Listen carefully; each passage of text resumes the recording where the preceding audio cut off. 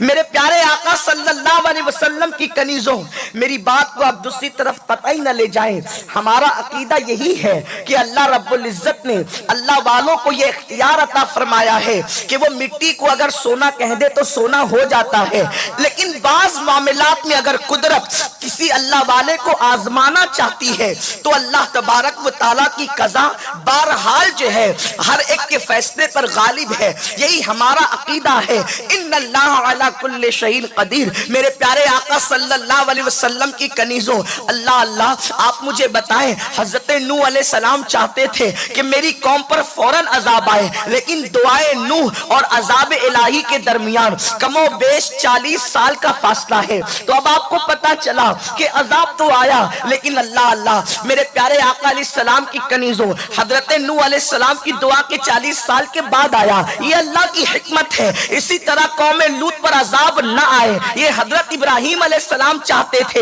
اللہ نے فرمایا ابراہیم اس قوم کے لیے دعا نہ کرنا، کیونکہ میں عذاب کرنے کا فیصلہ کر چکا ہوں۔ میرے پیارے آقا صلی اللہ علیہ وسلم کی کنیزوں، اب پتا چلا کہ اپنی ہر خواہش دنیا میں پوری نہیں ہو سکتی، اور اگر آپ اپنی ہر خواہش کو دنیا میں پوری کرنے کے چکر میں رہے گی تو دنیا کی ٹھوکروں میں آ جاؤ گی، تباہ و برباد ہو جاؤ گی، ہلاک ہو جاؤ گی۔ میرے پیارے آقا صلی اللہ علیہ وسلم کی کنیزوں، بہت ساری خواہشات کے اندر آج انسان کی نفسانی خواہشات بہت عروج پر ہے، اس لیے کہ لقمے معتبر نہ رہے، ماحول معتبر نہ رہا، تعلیم معتبر نہ رہی، صحبت معتبر نہ رہی، تو انسان کا نفس بھی غیر معتبر ہو گیا۔ نفس یہی کیا کم تھا کہ انسان کو برائی کی طرف لے جانے والا تھا، لیکن اللہ اکبر، اس نفس نے کیا قیامت ڈھائی کہ انسان کو تباہی کے دہانے پر پہنچا دیا۔ اور یاد رکھنا، نفس انسان کو بالخصوص مردوں کو بھی گمراہ کرتا ہے، لیکن نفس کا غلبہ عورتوں پر کچھ زیادہ واقع ہوا ہے، اس لیے کہ عورتیں صنف نازک ہیں، عورتوں میں فیصلہ کرنے کی قوت مردوں کے مقابلے میں کم ہوتی ہے، عورتوں کو عقل مردوں کے مقابلے میں کم ہے، اس لیے عورتیں بہت جلدی نفسانی خواہشات کا شکار ہو جاتی ہیں۔ میرے آقا صلی اللہ علیہ وسلم کی کنیزوں، حالانکہ اللہ نے عورت کو بہت بلند مرتبہ عطا کیا، بہت بلند مقام عطا کیا، اللہ نے بڑی عظمتیں عطا کی۔ ہاں حوا ہی کو تو عورت کہا جاتا ہے، مریم ہی کو تو عورت کہا جاتا ہے، آسیہ ہی کو تو عورت کہا جاتا ہے، زینب ہی کو تو عورت کہا جاتا ہے، بلکہ اللہ اکبر، بعض مقامات پر قوم جب مردوں کی سرداری سے محروم ہو گئی تو ہماری قوم کی عورتوں نے مردوں جیسا کارنامہ انجام دیا۔ کیا دنیا نہیں جانتی کہ جب سر نیزوں پر حسنین امام حسین اور ان کے ساتھیوں کے اٹھائے گئے تو اس وقت سالار قافلہ سیدہ زینب بن کر کے قافلے کو سلامتی کے ساتھ مدینے تک پہنچاتی ہے، بلکہ میرا خراج تو سیدہ کو یوں ہے کہ اللہ اکبر، امام حسین تو کربلا میں شہید ہو گئے، لیکن مدینے سے مدینے تک اگر کوئی قافلے کے ساتھ رہا تو وہ زینب کبریٰ ہے۔ میرے پیارے آقا علیہ السلام کی کنیزوں، پتا چلا عورت کا مقام بڑا بلند ہے، عورت کا مرتبہ بڑا بلند ہے، عورت بڑی شان والی ہے، عورت گھر کی ملکہ ہے، عورت بیٹی ہو تو ماں باپ کے لیے جنت، عورت نیک بیوی ہو تو شوہر کے لیے جنت، عورت ماں ہو تو اولاد کے لیے جنت۔ یعنی ہمارے یہاں عورت کا دوسرا تصور جنت ہے، کوئی کسی کو وہ مرتبہ نہیں دے سکتا جو اسلام نے عورت کو عطا کیا ہے۔ اے خاتون جنت کی کنیزوں، لوگ کہتے ہیں کوئی عورت نبی نہیں ہوئی، لیکن میں یہ کہتا ہوں جتنے نبی ہوئے وہ سب عورت کی گود میں پرورش پائے، جتنے انبیاء ہوئے وہ سب عورتوں کی گود میں پرورش پائے۔ عیسیٰ بھی مریم کی گود میں آئے، نبی بن باپ کا تو پیدا ہوا، نبی بن باپ کا تو پیدا ہوا، لیکن نبی حضرت آدم کے سوا کسی بغیر ماں کے بغیر پیدا نہ ہوا۔ بلکہ ماں کی شان یہ ہے، اللہ نے میرے نبی کو نبی امی کہہ کر کے پکارا، اور نبی امی کا ایک معنی یہ بھی ہوتا ہے، جو ہے وہ ماں کو کہتے ہیں، اور یا نسبتی ہونے کی وجہ سے ماں والا، یعنی ماں کا مرتبہ یہ ہے، عورت کا مرتبہ یہ ہے کہ اللہ نے اپنے محبوب کو امی کہہ کر یعنی ماں والا کہہ کر کے پکارا۔ آپ اندازہ تو فرمائے، جس کی ماں کی شان کی کا عالم یہ ہو، جس کی ماں کی شان کی عظمت کا عالم یہ ہو، اللہ عورت کی عظمت کا اندازہ ہم کیسے لگا سکتے ہیں؟ لیکن یہ بہت افسوس کی بات ہے، وہ عورت جس کے قدموں تلے جنت، وہ عورت جس کی پیدائش پر ماں باپ کو جنت، وہ عورت اللہ اکبر جو شوہر کے لیے جنت، اگر وہی عورت جہنم کے راستے پر جائے، اگر وہی عورت کو جہنم کا ایندھن بنے، یہ بھی کہا گیا عورت کو جنت کہا گیا ہے، اور دوسرے مقام مقام پر یہ کہا جاتا ہے کہ جہنم میں سب سے زیادہ عورتیں جائے گی، لیکن معاملہ یہی ہوا جیسے کوئی دریا کے کنارے رہ کر کے پیاسا رہے۔ اللہ اکبر، آپ ماں باپ کے لیے جنت ہے، آپ شوہر کے لیے جنت ہے، آپ اولاد کے لیے جنت ہے، لیکن آپ اپنے کرتوت کی وجہ سے جہنم کا ایندھن بن رہی ہے۔ میرے پیارے آقا صلی اللہ علیہ وسلم کی کنیزوں، آج جو ہے دنیا کے اندر نچنیا عورتوں کی ضرورت نہیں، آج دنیا کے اندر زینب کے کردار کی ضرورت ہے، آج دنیا کے اندر اداکارہ عورتوں کے کردار کی ضرورت نہیں، آج دنیا کے اندر سیدہ فاطمہ الزہرا کے کردار کی ضرورت ہے۔ میرے پیارے آقا صلی اللہ علیہ وسلم کی کنیزوں، سنی اجتماع میں آنے والی میری ماں اور بہنوں، آج بڑے درد دل کے ساتھ میں ایک بات آپ تک پہنچانا چاہتا ہوں، اس لیے کہ اس مجمع کے اندر مجھے امید ہے 80% میری بہنیں جو ہے وہ نوجوان ہیں۔ اللہ اکبر، میرے پیارے آقا صلی اللہ علیہ وسلم کی کنیزوں، آج عورتوں کے لیے بلکہ نوجوان لڑکیوں کے لیے ایک مسئلہ بہت زیادہ بنا ہوا ہے، اور وہ مسئلہ یہ ہے پسند کی شادی۔ پسند کی شادی ایک بھوت سوار ہے لوگوں پر، پسند کی شادی، اور اس کو فیشن بنا دیا گیا ہے۔ لو میرج کہا جاتا ہے، کبھی روشن خیالی کہا جاتا ہے، کبھی یہ کہا جاتا ہے کہ اپنی پسند سے شوہر ڈھونڈو۔ میرے پیارے آقا صلی اللہ علیہ وسلم کی کنیزوں، میرے پاس وقت کم ہے لیکن صرف دل کا درد میری ان بہنوں تک پہنچانا چاہتا ہوں جن کو یہ بھوت سوار ہو گیا ہے کہ ہم فلمی اداکارہ کو دیکھ کر ہم بھی اپنا شوہر خود پسند کریں گے، ہم جو ہے اللہ اکبر سیریل کی اداکارہ کو دیکھ کر اپنی زندگی کا ساتھی ہم خود پسند کریں گے۔ میں زیادہ نہیں کہنا چاہتا، صرف اتنا پوچھنا چاہتا ہوں میری بہن، میں تمہیں اچھی طرح سے جانتا ہوں، جب تم عید کے موقع پر دوپٹہ اور چوڑیاں خریدنے جاتی ہو تو تم اکیلے نہیں جاتی، مجھے پورا یقین ہے ہر عورت کی فطرت ایک جیسی ہوتی ہے۔ میرے شہر کی عورتیں جیسی ہے، بھروچ کی عورتوں کی فطرت بھی وہی ہے، وہی فطرت احمد آباد کی عورتوں کی بھی ہے، وہی فطرت جو ہے یو پی بہار کی عورتوں کی بھی ہے۔ مجھے عورتوں کی فطرت اچھی طرح سے پتا ہے کہ جب کوئی عورت عید کے دوپٹے اور چوڑی کو خریدنے کے لیے جاتی ہے، عورت کبھی اکیلے نہیں جاتی،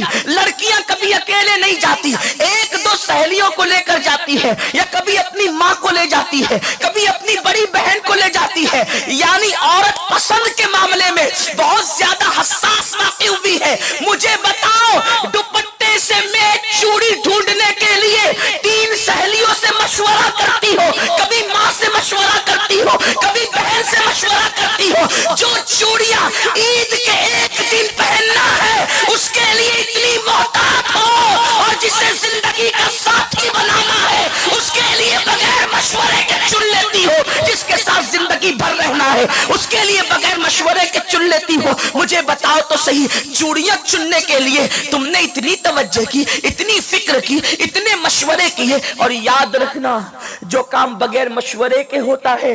اس میں کبھی خیر نہیں ہوتی، اس میں کبھی خیر نہیں ہوتی۔ میرے پیارے آقا علیہ السلام کی کنیزوں، اچھی طرح سے یاد رکھنا، اللہ کے رسول علیہ السلام فرماتے ہیں جو مشورہ کرے وہ کبھی ذلیل نہیں ہوتا،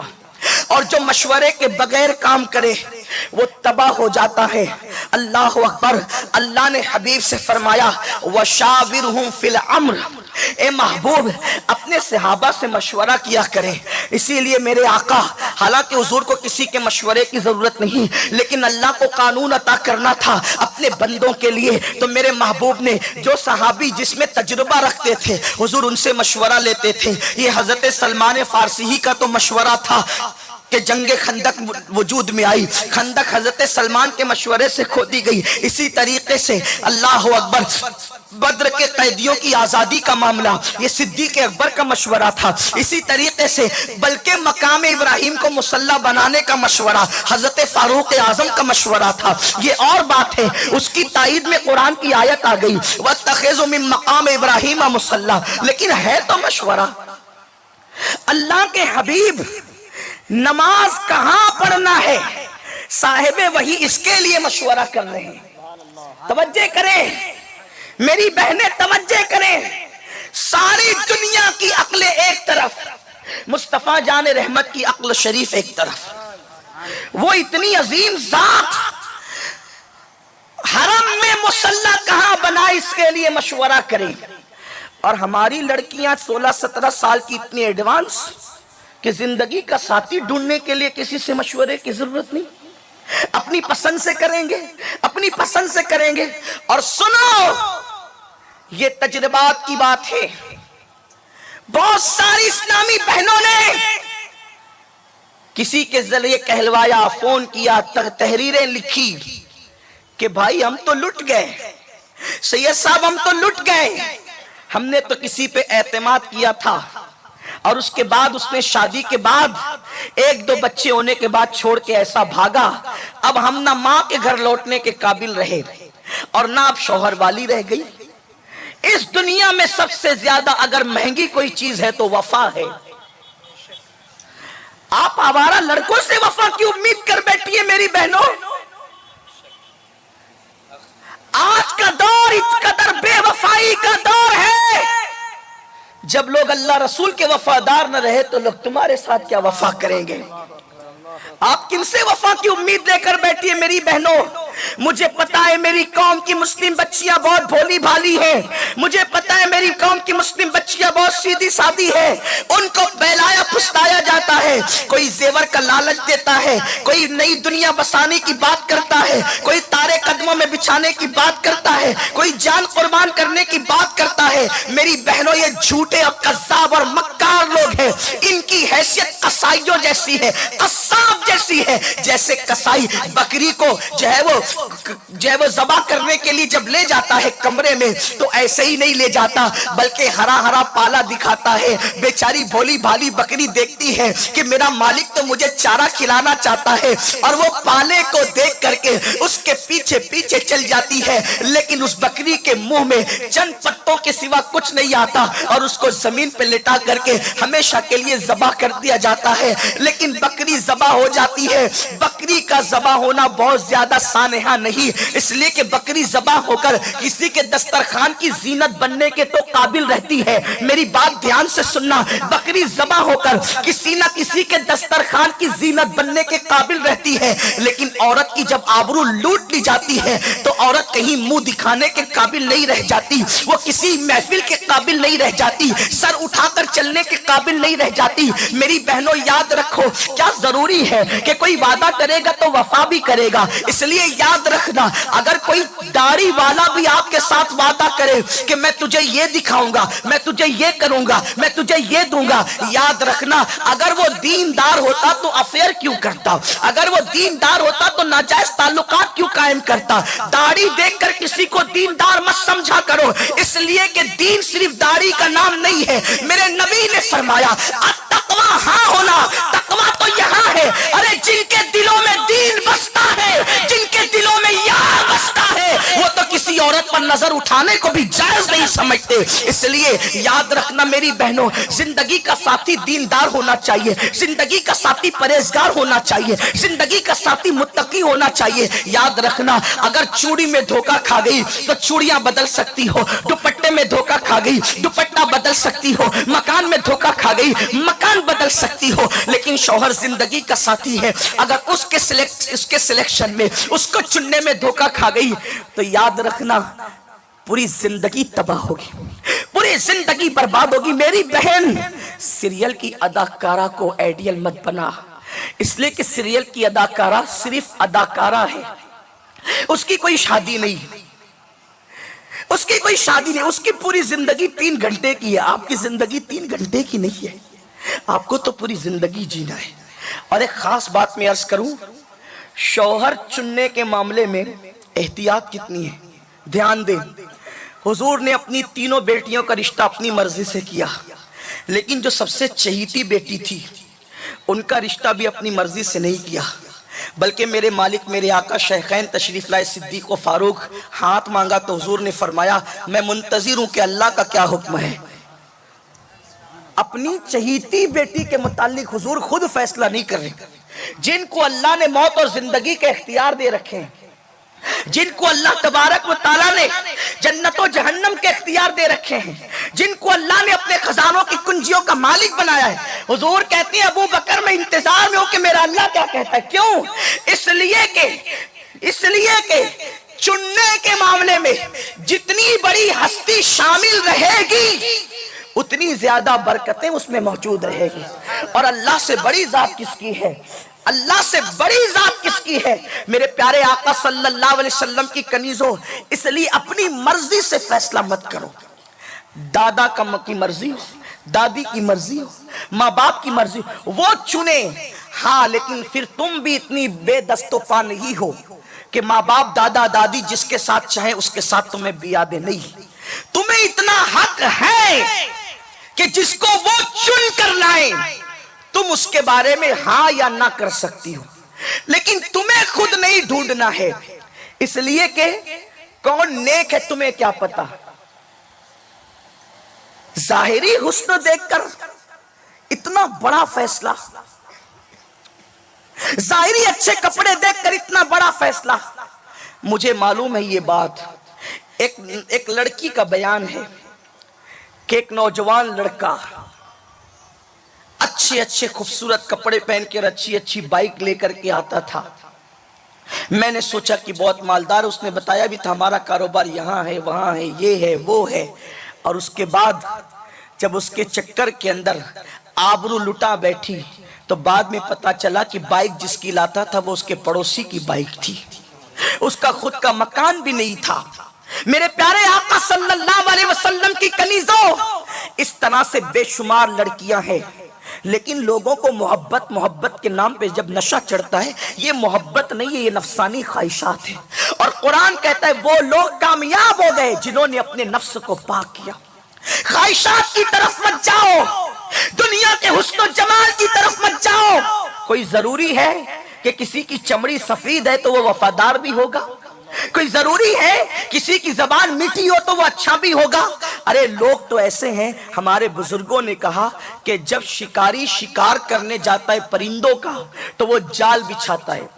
اور جال پرندے کو نظر نہیں آتا ہے، وہ اس پہ دانے ڈالتا ہے، بیچارے پرندے کو تو دانا نظر آتا ہے، اور وہ پرندوں جیسی بولیاں بولتا ہے، پرندوں جیسی آواز نکالتا ہے۔ پرندے کو لگتا ہے میرا ہی کوئی ہمدرد ہے، دانے دیکھ کر کے نیچے آتا ہے، دانا ابھی منہ میں بھی نہیں جاتا کہ پیر جو ہے جال میں پھنس جاتا ہے، اور ایک بار جال میں پیر پھنس جائے پھر پرندہ نکالنے کی کوشش کرتا ہے، جتنا نکالنے کی کوشش کرتا ہے اتنا ہی اس کے اندر جو ہے اللہ اکبر وہ